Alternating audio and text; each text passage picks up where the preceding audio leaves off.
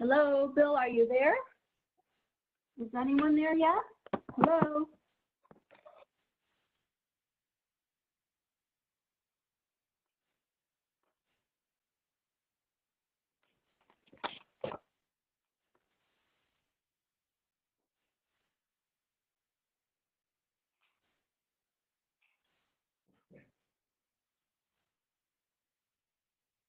Hello, is anyone there?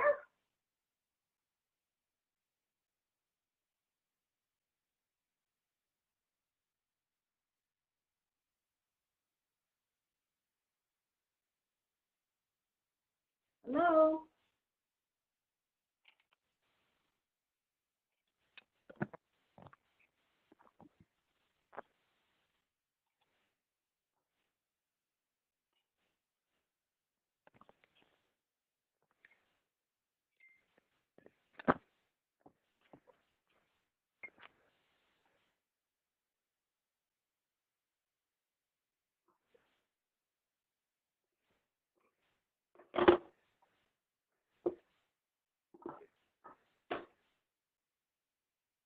Oh, hi, Bill, are you there?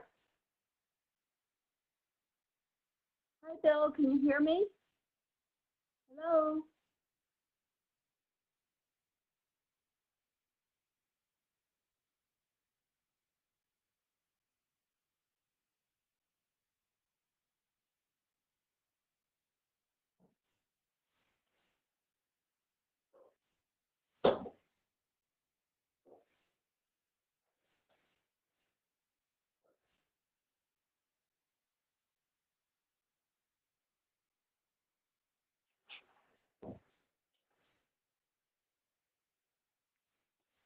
Hi, Bill, are you there?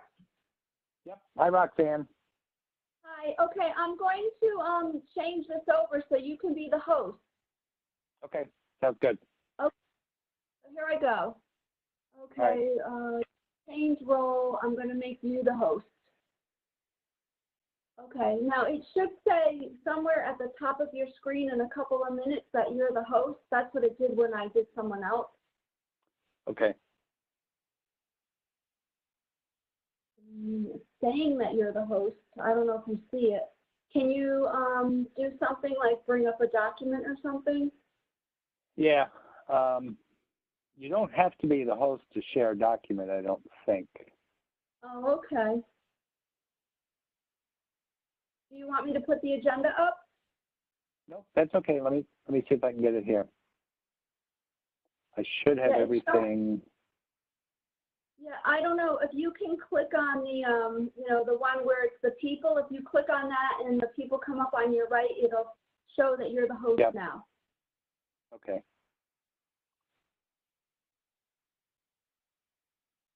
Okay, you should see. Yeah, I'm seeing, it looks like your email. Yeah, that's weird. Why is it not that? That's not what you put up there? No, I probably did it wrong. I thought I shared Outlook. Or, see, I thought I did share Outlook.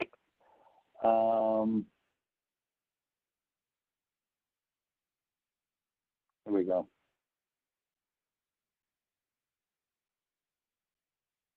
I'm looking at the thing that says get Cisco WebEx meeting for free. Is that what you put up? Yep. Oh, there's the agenda. Okay, I see the agenda now. Okay, good. And do you see split screen? I do. Okay. Yes. Yep, I see that. And I think what I'm going to do is stop Outlook. Give me a few minutes here. Okay.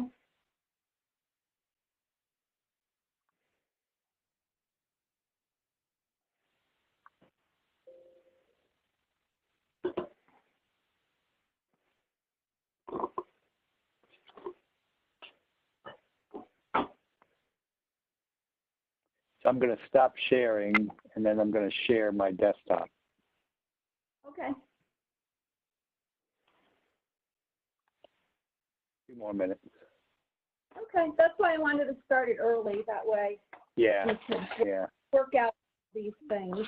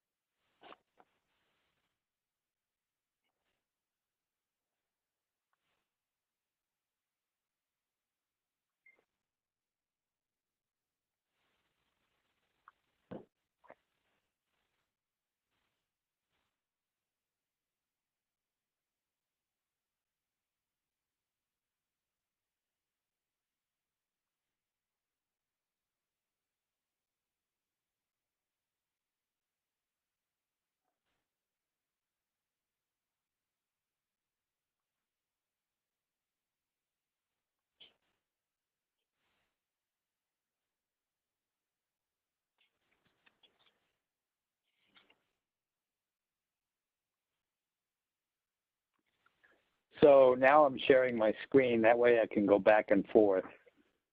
Okay, yeah. Looking at like the budget papers. Yeah. Okay. So here's Excel. That's my copy of the budget.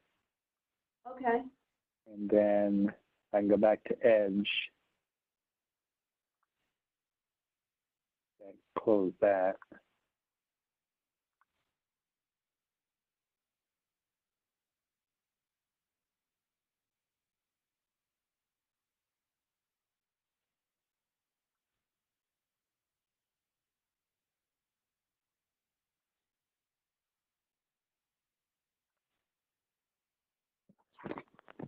Okay, I think I'm good. Okay, good. Thank you. Yep, you're welcome.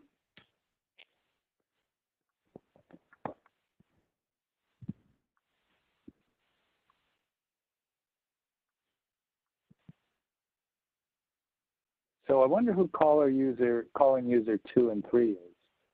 I think we are because we're calling in. I think Yeah, I guess. when you're, could see next to your name. Yes. Well, next to your name. I thought I was number. Go ahead. Sorry. That's all right. Well, I don't know. It's next to your name. It says caller 3. Well, now it says caller 2. I don't know. That's kind of weird. Yeah. Whoops, now I just lost you. I lost your video. I don't know what I did.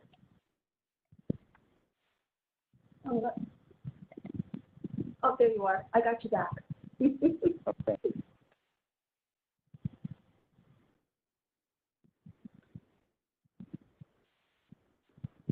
You know, before the meeting, are we recording now?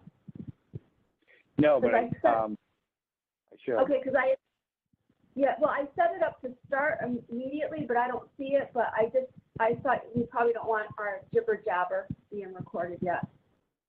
Oh yeah. Let me get to it. Oh great. Lost my little icon for WebEx. Oh, that's because I have to stop sharing screen. There it is. You know what I found once before, Bill, is when I'm sharing the screen, it's like that little toolbar goes all the way up to the tippity top of your screen, and you have to kind of put your cursor there and pull it down.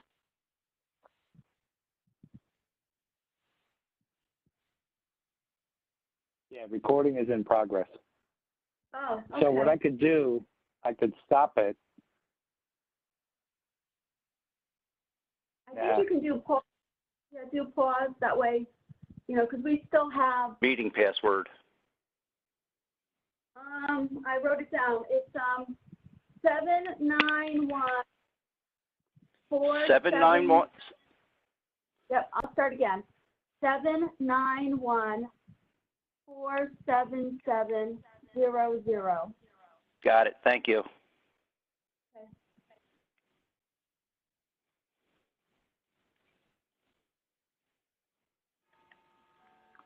So I see Amanda Hutchinson, John Bolduc, John Rich.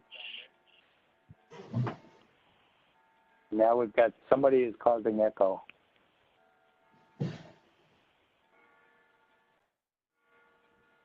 Andra's here. Your man here.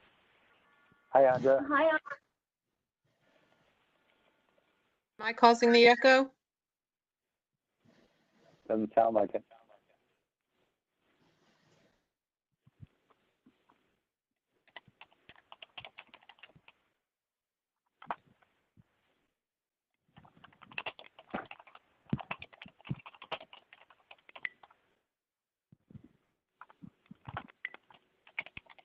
See Chief Rich?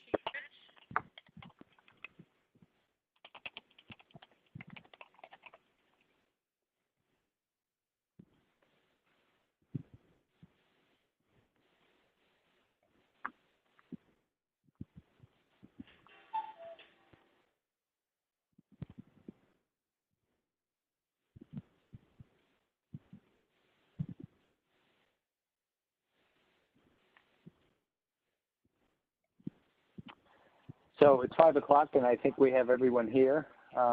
This is Bill Solms. I'm calling the Ledyard Town Council Finance Committee regular meeting to order. Present are Councilors Andra Ingalls and Linda Davis, Mayor Allen, John Bolduc with the Library Commission, Chief Rich, and Amanda Hutchinson with the New London Day. So I will open it up to citizen comments. If anyone wishes to comment and participate in the meeting, now is your time.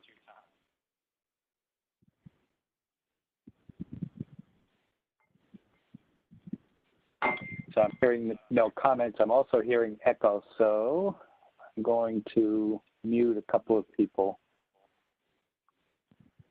And if you want to speak, you may have to unmute yourself. Also, I'm going to ask people who do speak to identify themselves first by name, because we have call-in users who won't know who's speaking.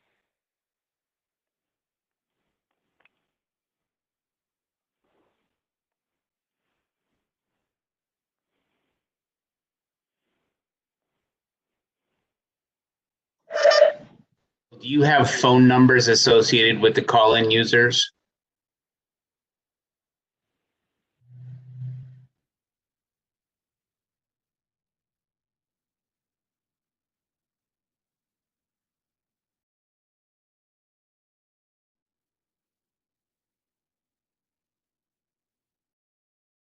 Bill, we can't hear you. Mute yourself.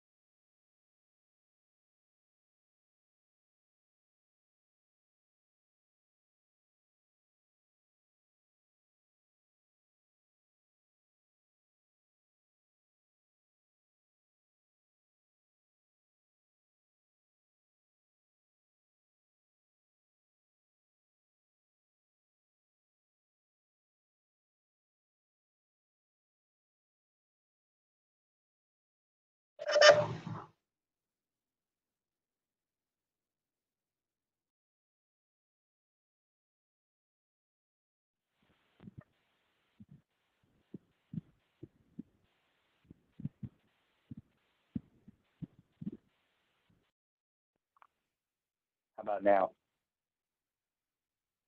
You guys hear me? Yes, Bill. All right. Yes, Good. I can hear you now. All right, thank you. Sorry about that. So I have the chat window open, and just as I was opening it, you guys are all telling me I'm muted. Thank you. So let's get going. I don't see any new participants, so we're going to move to informational items. I have none. Review and approval of prior minutes. Oh, and also Councilor Tom Malone was not able to attend the meeting. So it's just Councilor Ingalls and myself. So with that, Andra, if you would make a motion for the meeting minutes from the prior meeting, I will second it. Sure. So I move that we approve our regular meeting minutes from our March 18th meeting. Second. Any comments, corrections? No. Roxanne sent them to me in advance because they were lengthy and important, and I did provide comments. So moved by Andra, seconded by Bill. All in favor, say aye. Aye. And Andra, you said aye. That was Bill said aye, so the motion carries. This is interesting. So Tom is marked absent, and yet it shows that he voted yes. There we go.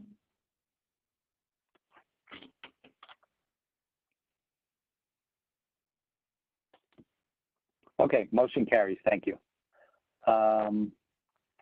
Fred, was Marcia planning to attend? Is she a little late? I thought she had some things to share with us. She said she texted me and said that it's taking forever for her to get logged in. So let me check with her again right now. Okay, so we'll move along and then we'll come back when she gets logged in. I'm here. Hey, Marcia, Hi, Bill. let me go back and get Hi, the roll everybody. I finally made it in. call. Awesome. Okay. So we are, let's see, I'll let Fred deal with the challenges we're facing, but I wanted to give you just a little bit of hopeful news. Fred and I had a meeting yesterday with bond counsel and the financial advisor for our debt because we're going to need to go out to do short-term borrowing again in June to pay off our bands from last June, and we'll need to go out for bands again for the next year because the school project has not been closed out yet. Final paperwork has not gone to the state. So we're basically carrying, excuse me, carrying the 11% holdback that the state reimbursement, or that the state is not reimbursing us for until the audit is done on the project. Okay. So in that discussion, however, we found out that the amount that we had put in the budget for pay downs in next year's budget for pay downs is going to be much less than we thought. So we were actually able to carve out with that and other changes in the budget, which I'll send to you as we know more information and have better figures, including Nancy's concern about the interest rates actually being the amount we have in the revenue budget for interest for next year is going to be significantly lower than we projected. But all in all, with some other adjustments that Fred can talk about with the Lantern Hill Road Bridge and some fuel decreases, we're getting numbers, of course, that are a lot lower, significantly lower than we have in the budget. So we'll do some trimming there as well. It looks like we can, and with still keeping a 0 mil increase, we can keep around 400,000 in the mill rate stabilization fund that we thought we were going to have to wipe out. So we'll get the specific information to you as soon as we have more information. We have a bid opening tomorrow for propane, and Steve is in the process of figuring out the decrease for diesel and unleaded. So when we have that information, we'll get it to you. Excellent. Thank you, Marcia. Good news. You're welcome. Okay. So Fred, Yes. you want to? Yeah, so I can chime in on a couple of the other things. So the additional time that the governor has extended us in budgeting has already proved to be helpful. Not that it was a good news item because it wasn't, but we had projected about 350,000 of interest revenue from our reserve accounts. And the interest rates, because the interest rates on the federal side have dropped so dramatically, we have to reduce our projection for those revenues by about $150,000 for this coming year.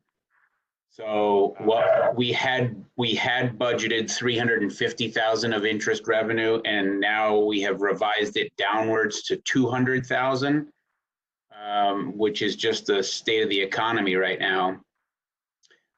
We also had a report from the Office of Fiscal Analysis from the state that the state budget, due to the coronavirus outbreak, is tracking at a $178 million deficit this fiscal year. We don't know what that's going to mean for next fiscal year, but I have to believe that the impact is going to be there. So we have to be very careful of our expenditures and our projections. The other one that came up this week, actually yesterday, was a projection based on what's going on right now, a projection for healthcare premiums. And the New York Times article that I read, just understanding it's just one outlet, but they're projecting as much as a 40% increase next year due to the incredible expense this year. Oh, So, yeah. yeah, I mean, we could see something pretty dramatic on that. So we have made some adjustments on the fly in terms of staffing. We laid off the part-time staff at the libraries. We also laid off 5 full-timers at the libraries. We laid off 3 in the town hall. A 4th is likely tomorrow. And we laid off 1 at Parks and Recs, leaving 2. So we did make some adjustments. What we're intending to do with the savings is to bank it for revenue decreases that are entirely possible from the state of Connecticut. So we're kind of planning for, they're going to have to respond with what's projected at $178 million deficit. That could grow, probably won't get smaller, but it could grow. So we have to be ready to absorb that as best we can. So we did make some moves. Never easy. It's never good news when you have to tell somebody that they're laid off for some amount of time. But we also have to be responsible to almost 15,000 residents of the town and doing what's best for the town as a whole. And if I can answer that, somebody's echoing. The residents in the town who pay the taxes are also getting laid off. So if we have huge increases in costs, or if we don't at least try to control our costs, we will be asking those people who are laid off to also pay an increase in their property taxes. And that's not easy to do either, and something we certainly don't want to do any more than we want to lay people off. So this is a fine balancing act right now. And to that point, the governor has extended through May 15th any town meetings regarding the budget process, meaning we don't have to stay to the state schedule. So we are taking a wait and see approach with regard to all of our previously scheduled meetings through May 15th. So the Finance Committee will not be moving on the budget tonight. I don't expect that the Town Council will move on the budget next week either, because we're delaying as long as we can in the hopes of getting more and better information. So we'll talk about the budget tonight, but we won't be acting on it. So thank you, Mayor. Okay, so I'm going to move into old business, and I'm going to shift screens here so it's a little easier for people to see. So first item under old business is discussion and possible action regarding a funding plan to replace the high school multi-use artificial turf. And we have a draft that I think is finally ready to go. I'm going to click on it.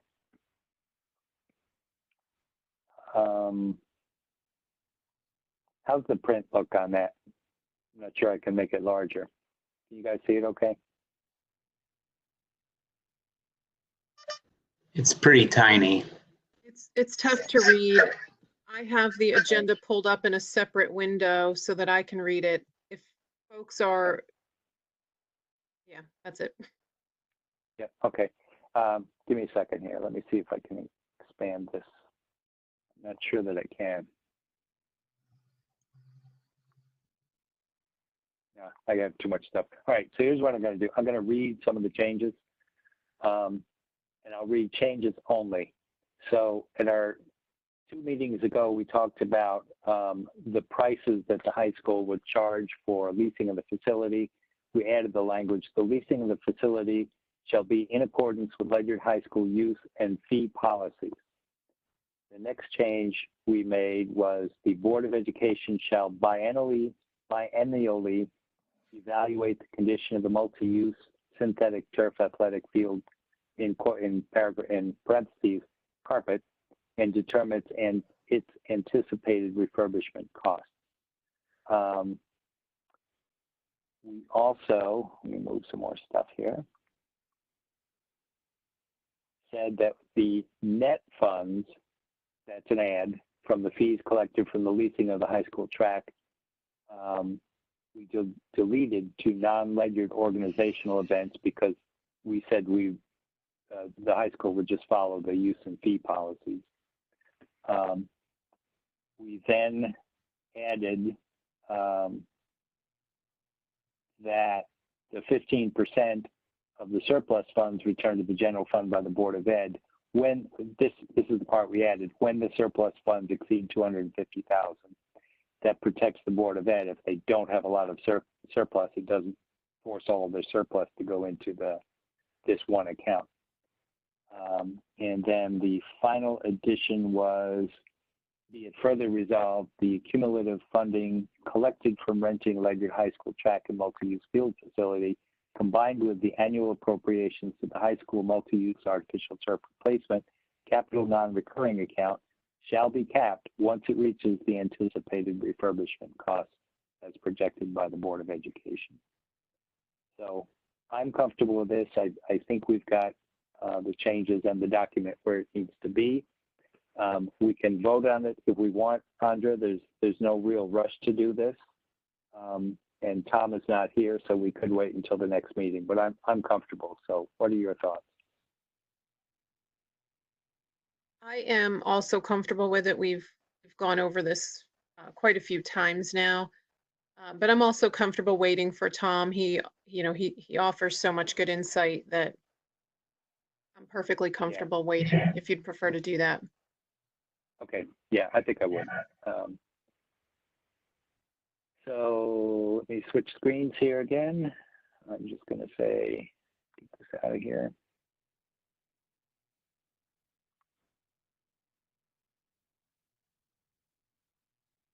Oh, I put this in the wrong place. Hang on.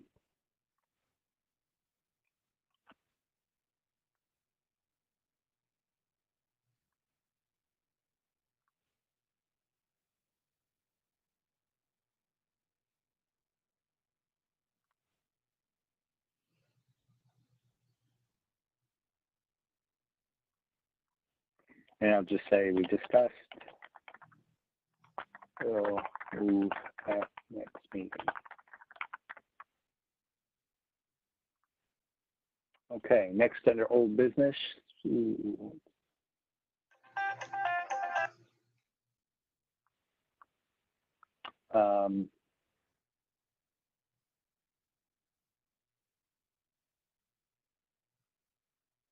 Okay, so discussion regarding the undesignated fund balance, mill rate stabilization fund, Ledyard's bond rating.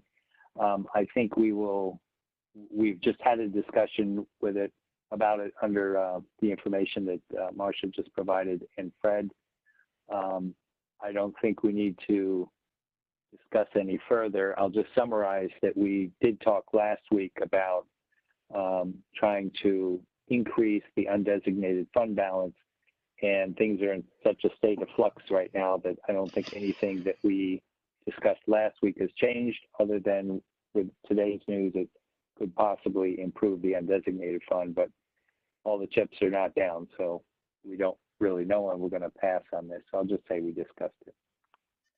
Bill, the only thing I would add to that is that Marcia and I had a call with our bond counsel, and it is highly recommended that we go ahead and have a bond rating because we are going to have to issue bans.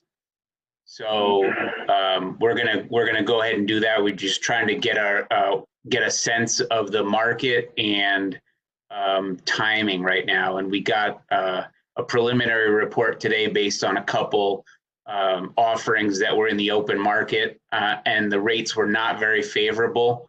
So we're hoping that we can maybe buy a little time, see that the COVID virus passes, and maybe things will be looked upon a little more favorably. But we are going to be doing a rating call in the not too distant future. Okay, that's good to know, Fred. So Marcia, when we spoke last time about this, we talked about moving some funds into the undesignated fund balance. Is that something we could do in this year rather than next year?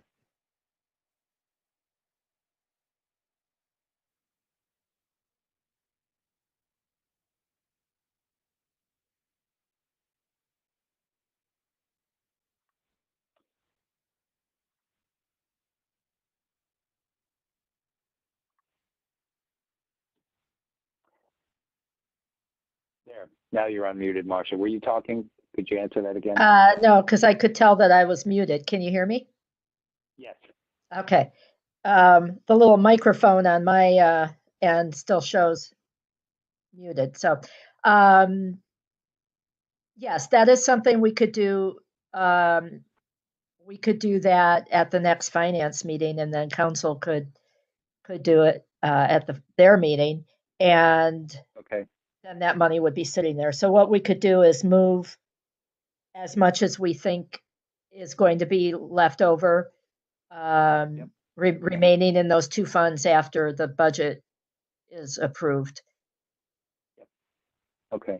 So for those listening, just as a way of explaining, when you go out for bonding, you first need to be rated by the bonding agencies, and their rating drives the interest. It sets the interest rate that you pay when you bond. And we're, as the finance director and the mayor have said, we're about to do some more bonding to finish up the schools project. So these bonds, if our interest rate is higher, can cost us a lot more money. Therefore, we want a higher and a better bond rating. And one of the things they look at, probably the single most important thing, is your undesignated fund balance. And we've been talking for years and working to increase our undesignated fund balance. Anything we can do right now to move funds out of existing accounts that are designated into the undesignated, and when we do that, they have to stay there. Anything we can do to increase the undesignated fund balance will increase our bond rating and lower our future debt costs. So that's what we're talking about.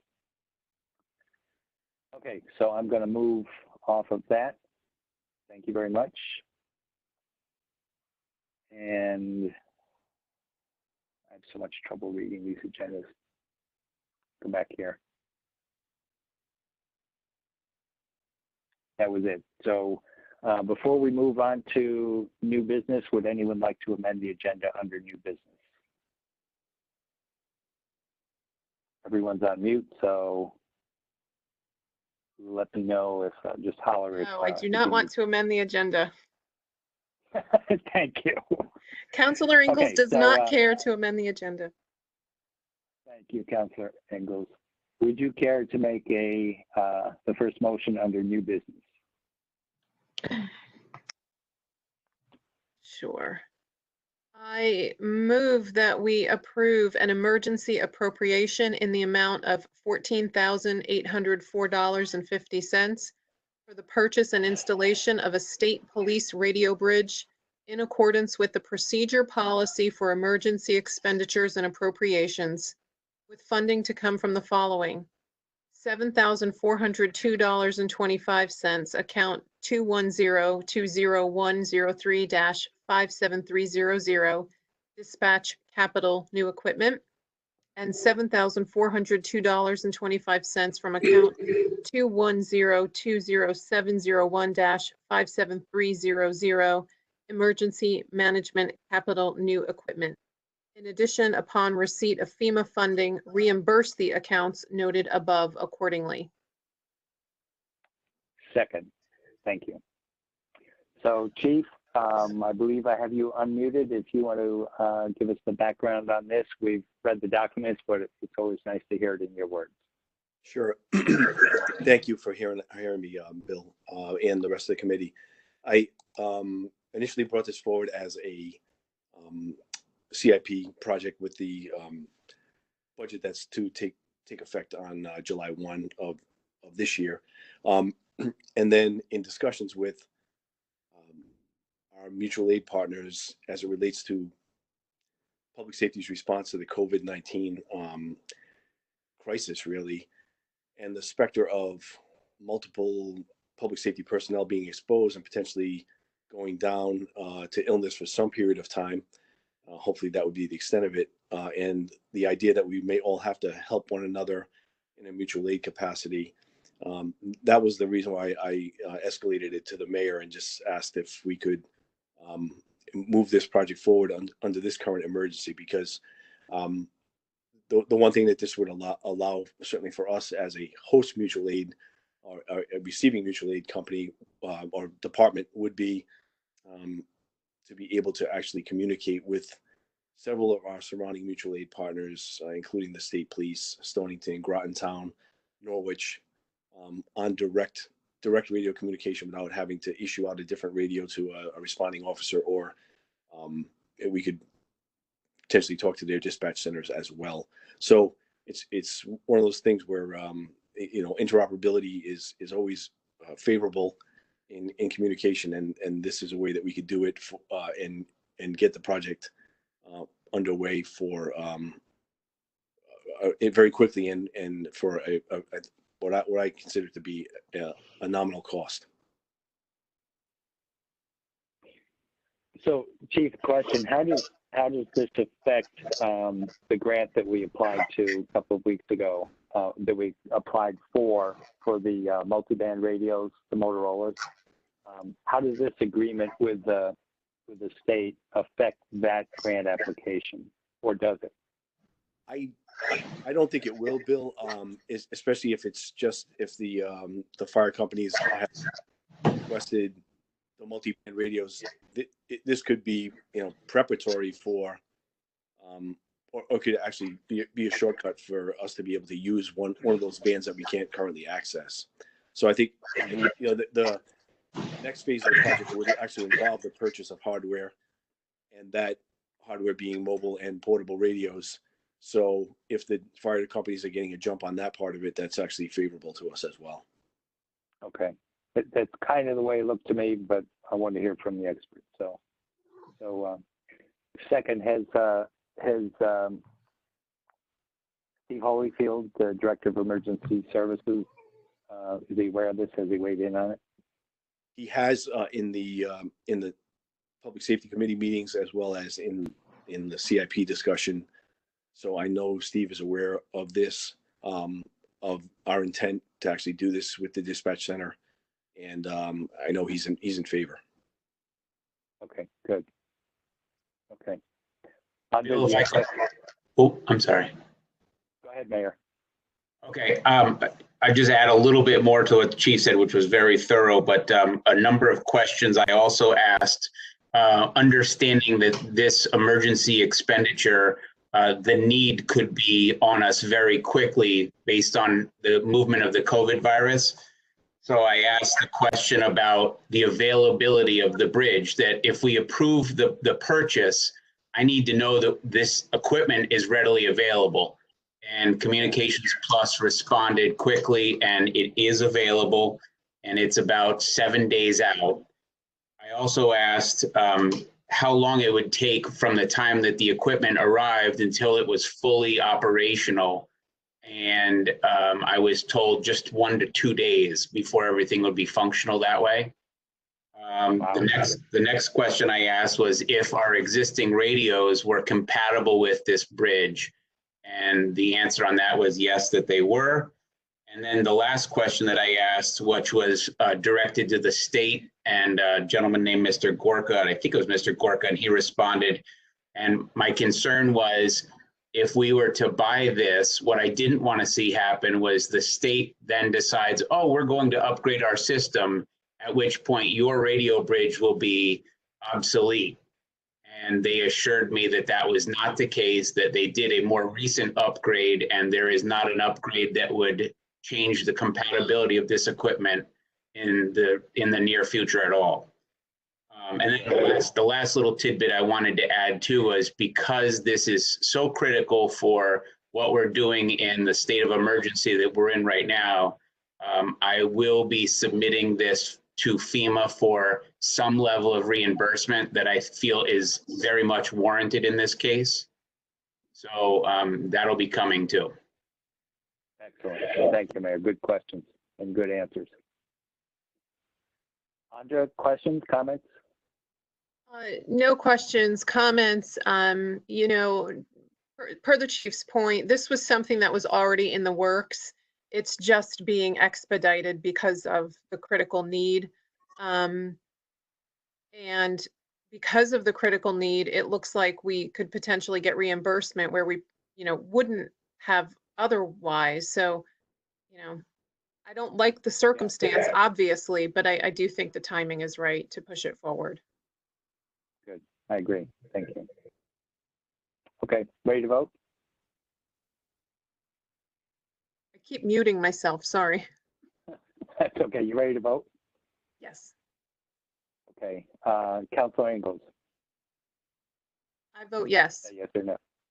And this is Councilor Psalms. I vote yes. Motion carries. Let me get Tom fixed here.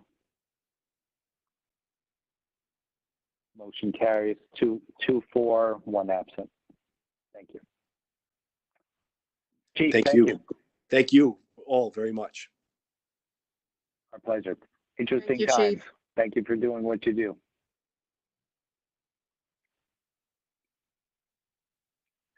Okay, I'm going to switch screens again so we can read this agenda. Item number 2 is a motion to authorize the mayor to, I'm sorry, Andre, would you like to make the motion, number 2? Sure. I make a motion to authorize the mayor to sign a memorandum of understanding by and between the Connecticut Department of Emergency Services and Public Protection and the town of Ledyard as contained in the draft dated March 31st, 2020. Second.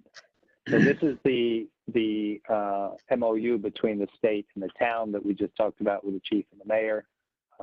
So we are now recommending that the town council authorize the mayor on that. So any further discussion or comments? Go ahead, Mayor.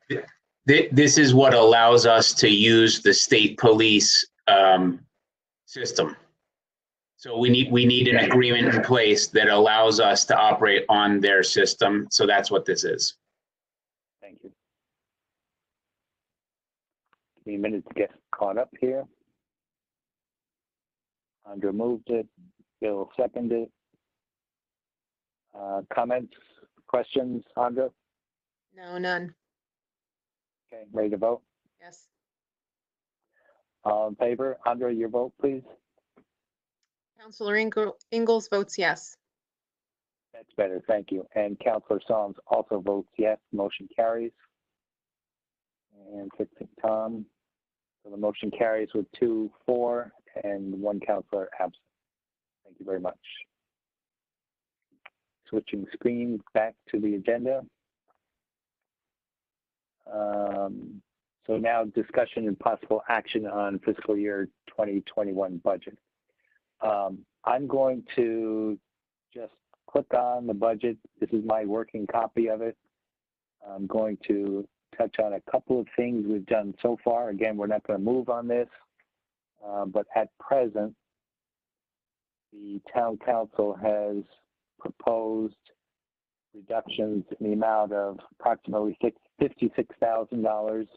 These are further reductions beyond what the mayor had proposed. And we've also discussed possible additional cuts of approximately $9,500 by taking 2% reduction in operating budgets from many of the departments. That's where we are today. I would like to jump over to the SIP detail because we haven't spent a lot of time on this. Well, actually we have, we just haven't kind of wrapped it up and summarized it. And I had just one question on the SIP. Again, we're not going to move on this. The SIP, by the way, is the capital improvement program. It's money that the town sets aside each year in planning to upgrade its capital assets. So I had a question about the Clark Field drainage, and I'm drawing a complete blank on this one. The departmental request from Parks and Rec was for $31,000 for Clark Field drainage. Can anybody refresh my memory on that one? It was highlighted in red, and I don't know if I did that or if it was in that way in the budget. I think it was actually a late add-in that it was in the Parks and Rec's budget from their capital account, but it somehow didn't make it into the budget itself. So Scott Johnson, the director, noticed that, and it was then added back in. Got it. Thank you, Mayor. Yep. Okay. The other things that are under consideration in the capital budget or in the SIP are the Juliet W. Long Kitchen, which was $150,000 request. And that was to improve the lunches that are served in the Gales Ferry School Complex. And that's something that I think we need to come to a final agreement or at least make a decision about. And then there were some things that the Board of Ed wanted to do starting July 1st. And I think we need to get back to them with an answer on that. And I'll just leave it at that. And when Councilor Malone returns, we can take that up where we're leaving it today. And that's all I have on the budget. Andrea, have I skipped anything? Is there anything that you wanted to add or question? I think you had maybe one question. My question is, I don't think you missed anything. My question is really bigger picture about what makes it into capital, really for my own edification and for anybody listening, what makes it into capital versus the annual budget? And I know it's, of course, it's the bigger items, we could say, put it in those terms. It's things we save for. But my question is really have we defined a specific threshold for when something goes into capital versus an expenditure that could be planned for in an annual budget? Does that make sense? Yeah, absolutely. Yeah. So, Marcia, if you could help us with that one, that you're probably best equipped to answer that. Okay, I'd be happy to. Normally, items that are one-time and generally of a capital nature, even if it's $3,000, would go into the capital improvement request. That way, we're not increasing operating costs and then decreasing them the following year. So if it's a reserve fund or a one-time capital purchase, new phones or something of that nature, it would go into capital rather than operating. Yeah. So typically capital relates to assets. It's either purchasing assets or upgrading assets or sometimes repairing assets when the expense is not a normal, something you would spend every year. So here's an example of a very small capital expense. It's the laptop reserve fund that the council sets aside every year, $1,500, in case we need to buy a laptop for a new counselor. Very small expense, but a laptop is a capital asset. They usually last, you can write them off in 3 years if you're a business, but they often last 6 to 8 years. So small expense, but still it's something that sticks around for a while. Andrea, is that helpful? It is, yes, thank you. Okay, good. Thank you. I'm going to go back to our agenda. So again, we're not going to act on the budget tonight. Next item is setting a public hearing date, which would be held on April 27th. That's prior to the governor's relaxation in his executive order of town meeting dates and budget actions. So anything happening before May 15th, we can take a wait and see approach on and delay. So we're not going to act on the public hearing date. If we need to, if we suddenly decide we do want to set the public hearing date on April 27th, the town council can do that at its next meeting. But we're going to delay as long as we can so that we can have access to more and better information. The next item, which is a motion to set the annual town meeting date regarding the budget on May 18th. That is not affected by the governor's executive order. So my thinking is we could set that tonight, but I also think we could wait until next week. There could be more executive orders. A week changes things very quickly these days. So I think the town council could also set that meeting date without us taking action to recommend it tonight. So I'm going to let the mayor and finance director, and if Linda's still with us, I don't see Linda.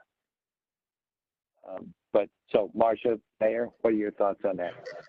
So I can chime in on that. Part of the governor's executive orders included that the town meeting and the referenda vote do not have to happen. So the legislative body, which is the town council, would be responsible. You still have to have your public hearing, which you could do via WebEx, or people can submit written or email information or input on the budget. But at that point, the town council could pass the budget and set the mill rate.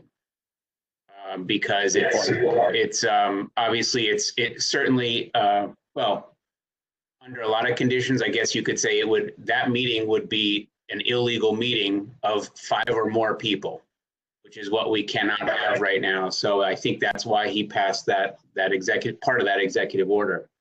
The other portion of it, of course, is that unlike some other towns, I don't feel like we have a budget that is going to ruffle feathers. It's a 0 mill increase this year. There are other towns that are grappling with multi-mill tax increases, and people are expressing concern about, doing things under the cover of darkness type of thing. And we're not in that situation, which I think is a very positive thing. We have a budget that is very mindful and happens to be probably very timely with a 0 mill tax increase, given the craziness in our world right now. So I think people will need to not see a tax increase this year. So I think what you've put together is very good. So I would just delay in terms of your next meeting. You can certainly talk about it more. And as things unfold, maybe things improve dramatically and the regular process can continue. But in the meantime, I think the wait and see approach is the best approach. Yeah, good points. Thank you. So, and I'm glad you mentioned that we are talking about a 0 mill increase budget. The budget has been online. People who want to see it are able to look at it right now. They can go to the town website, and I'm going to click on that website.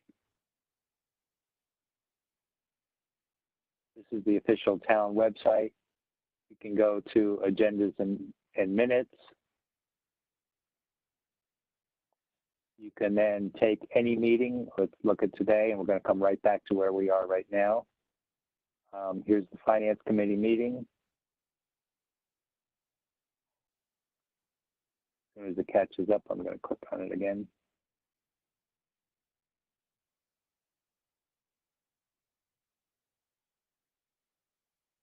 Got a slow website here. Anyway, here we go. So we're back into the agenda. You can look at it split screen. You can go down here and you can actually click on the budget. So here are recent adjustments that I just talked about, that we've talked about in our meetings. Here's the mayor's budget.